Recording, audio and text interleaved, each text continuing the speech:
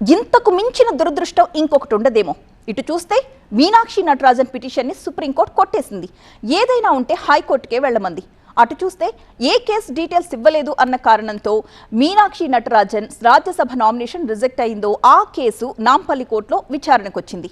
అక్కడ కూడా ఊహించిన ట్విస్టే ఎదురైంది. ఈ మొత్తం స్టోరీలో మెయిన్ పాయింట్ ఏంటి అంటే మీనాక్షిని దురదృష్టం వెంటాడడం.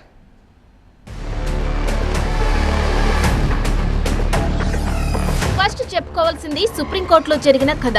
అత్యున్నత న్యాయస్థానంలో మీనాక్షి నటరాజన్ కు ఊరట దక్కలేదు. తన రాజ్యసభ నామినేషన్ ను తిరస్కరించారంటూ దాఖలు చేసిన పిటిషన్ ను సుప్రీంకోర్టు కొట్టేసింది. నామినేషన్ తిరస్కరణపై తాము నేరుగా జోక్యం చేసుకోలేమని చెబుతూ కావాలంటే ఎలక్షన్ పిటిషన్ ద్వారా న్యాయ పోరాటం చేసుకోవచ్చని ఓ మార్గం చూపించింది.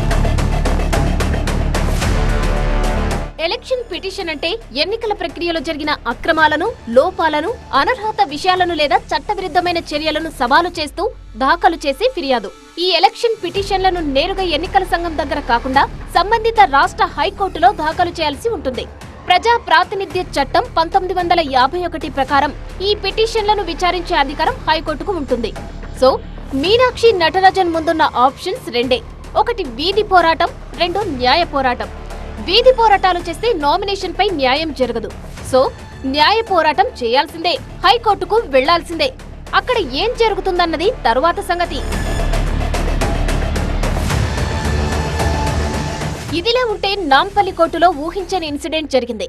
ఏ కేసు వివరాలు ఇవ్వలేదని చెప్పి రాజ్యసభ నామినేషన్ ను ఎలక్షన్ కమిషన్ తిరస్కరించిందో అదే కేసు నాంపల్లి కోర్టులో విచారణకు వచ్చింది.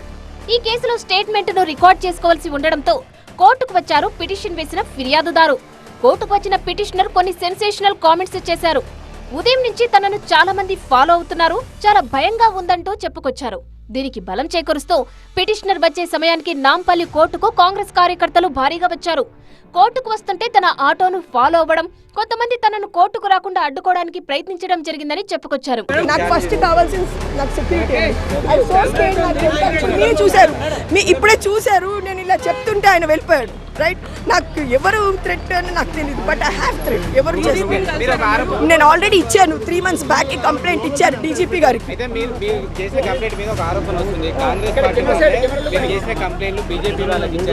నాకు ఎవరితో సంబంధాలు లేవు. నేను 4 ఏళ్లుగా నా కేసు ఫైట్ చేస్తున్నా. అలాగుంటే నేను ఎవరి దగ్గరకు వెళ్లేదాన్ని కదా. ఈ విషయం మీడియాకు చెప్పి కోర్టు లోపలికి అడుగు పెట్టాక ఎవరూ ఊహించని ట్విస్ట్ జరిగింది. అసలు ఆ పిటిషన్ తమ పరిధిలోకి రాదని చెప్పింది నాంపల్లి కోర్టు. వెళ్లి ప్రజాప్రతినిధుల కోర్టులో పిటిషన్ వేయాలని సూచించింది.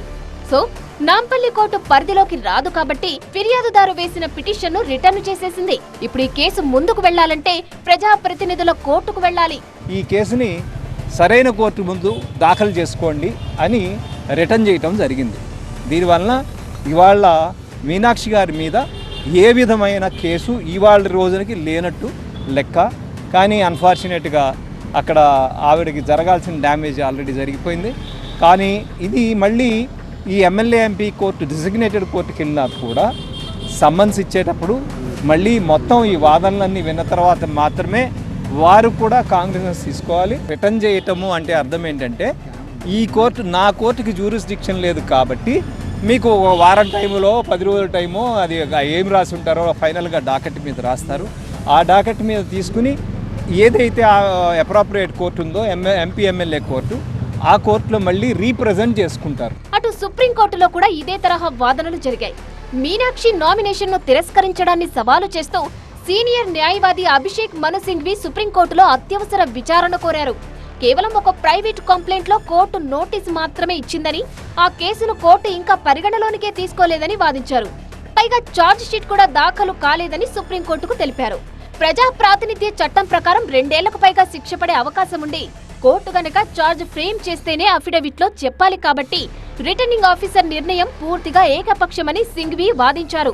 అయినా సరే రాజ్యాంగంలోని ఆర్టికల్ 329 ప్రకారం ఎన్నికల ప్రక్రియ మధ్యలో కోర్టులు జోక్యం చేసుకోలేవని, ఎలక్షన్ పిటిషన్ వేయడమే ఏకైక మార్గమని స్పష్టం చేస్తూ సుప్రీంకోర్టు ఆ పిటిషన్ ను తోసిపుచ్చింది.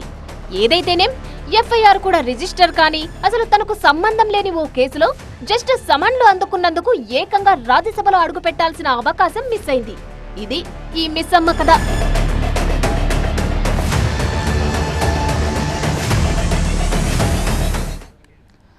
మీనాక్షి నటరాజన్ రాజ్యసభ నామినేషన్ రిజెక్ట్ అవ్వడానికి కారణం ఒక ప్రైవేట్ కేసు. ఇంతకీ ఆ కేసు వివరాల్ని ఎవరు లీక్ చేశారు? అక్కడ మధ్యప్రదేశ్లో నామినేషన్ పై స్క్రూటినీ జరుగుతుంటే ఇక్కడ నాంపల్లి కోర్టు దగ్గర బాధితురాల దగ్గరకు వచ్చి ఆ కేసు డీటెయిల్స్ అడిగారు. ఇంతకీ ఎగ్జాక్ట్గా అసలు ఏం జరిగింది ఆ సమయంలో? దేశవ్యాప్తంగా సంచలనం రేపిన మీనాక్షి నటరాజన్ వ్యవహారంలో అసలు బాధితురాలి వర్షన్ ఏంటి?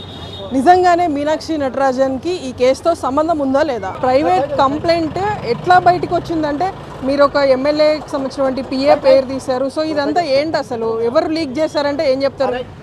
మేడం, నేను చెప్పింది ఆయన తీసుకెళ్ళాడు ఇచ్చాడని నేను చెప్పలా. నేను వచ్చినప్పుడు నాకు కోర్ట్ హాల్లో కోర్ట్ ఎంట్రన్స్లోనే కలిశారు. నా ఫైల్ అని అడిగారు. మేబీ వాళ్ళు ఇప్పుడు ఇంత గొడవ ఇదేమన్నా ఉందని ఏంటని అడగడానికి వచ్చారో కూడా నాకు తెలీదు. నేను ఎవరిని కూడా ఆరోపించలేదు వీళ్ళు చేశారని. నాకు కలిసింది, నేను చూసింది, నేను చెప్పా. నేను అబద్ధం చెప్పినా మీకు సీసీ ఫుటేజ్లో అబద్ధం చెప్పదు. Let them come and collect the CC footage. అందుకనే కదా నేను వాస్తవం చెప్పింది. అంటే ఎవరు ప్రముఖ ఎమ్మెల్యేకి సంబంధించిన పిఏనా ఎట్లా? అది నేను చెప్పలేను. ఆయన చేశాడు, నేను ఏ తప్పు చేశారని నేను అనలా. నేను ఆయన కలిశారు, వేరే వాళ్ళు చెప్పారు మళ్ళీ ఆ తప్పులోకి వస్తుంది నువ్వేదో చేసావు అంటారంటే నేను వాస్తవాలు చెప్పాను. మీరు సీసీ ఫుటేజ్ అంతెందుకండి, ఎవరు వచ్చారో మీరు కోర్టుల్లో ఆఫీస్ ఉంటుంది, సెక్షన్ ఆఫీస్ ఉంటుంది కదా, సీసీ ఫుటేజ్లు తీపించండి, తెలిసిపోతుంది కదా. ఇప్పుడు ఆ వ్యక్తే లీక్ చేస్తారని అనుకోవచ్చా? లేదండి, నేను completely out of this system. నాకు అస్సలు అది ఏమట్లా అంటే నేను చెప్పలేను. మొత్తం మీనాక్షి నటరాజన్కి సంబంధించి ఆల్రెడీ ఆమెను A4గా చేర్చారు కాబట్టే తాను తన కేసుకి సంబంధించిన డీటెయిల్స్ నామినేషన్ అఫిడవిట్లో మెన్షన్ చేయలేదని చెప్పేసి ఈరోజు రిజెక్ట్ చేశారు. సో ఇది మీరు కంప్లైంట్ కాబట్టి ఎట్లా చూస్తారు దీన్ని? నేను ఫస్ట్ ఆఫ్ ఆల్ మేడంకి అలా జరగడం బాధ. కానీ ఇవాళ మీరు వచ్చి అదే రోజు సేమ్ అక్కడ సుప్రీంకోర్టు జడ్జిమెంట్ దగ్గర నా జడ్జిమెంట్ నా కేసుని మీరు ఇవాల్యుయేట్ మీరు చేశారు, నేను చేయలా. నేను నార్మల్గా కోర్టుకు వచ్చేదాన్ని డేట్ ఉంది వచ్చాను. ఇవాళ నేను స్పెషల్గా పోస్టింగ్ వేయించుకొని రాలేదు కదా డేట్. అంటే మీ వర్షన్లో అక్యూజ్డ్ శివకుమార్ రెడ్డి ఒక్కడేనా? మిగతా మీనాక్షి నటరాజన్, వాకేట్ శ్రీ, రమేష్ కుమార్ వీళ్ళందరూ కూడా అక్యూజ్డ్గానే మీరు పరిగణిస్తారు? ఒకటి అడుగుతాను, ఇవాళ కేసులో ఇంతమంది ఎందుకు వచ్చారు అని అడుగుతున్నాం. ఒక్కరు వచ్చినా అదే జడ్జిమెంట్ వస్తుంది, ఇద్దరు వచ్చినా అదే కదా. 50 మంది ఎందుకు వచ్చారు? సేమ్ థింగ్ 4 ఏళ్ళు ఇదే పడుతున్నాను నేను, ఇదే జ్యుడిషియల్ని మ్యానిపులేట్ చేస్తాను కదా, ఇబ్బంది పడుతున్నాను కాబట్టి కోర్టుకు వచ్చారు. అది బాధితురాలు చెప్పినటువంటి వర్షం. విడుదల సంజీత నాంపల్లి కోర్టు నుండి ప్రణీత టీవీ 9.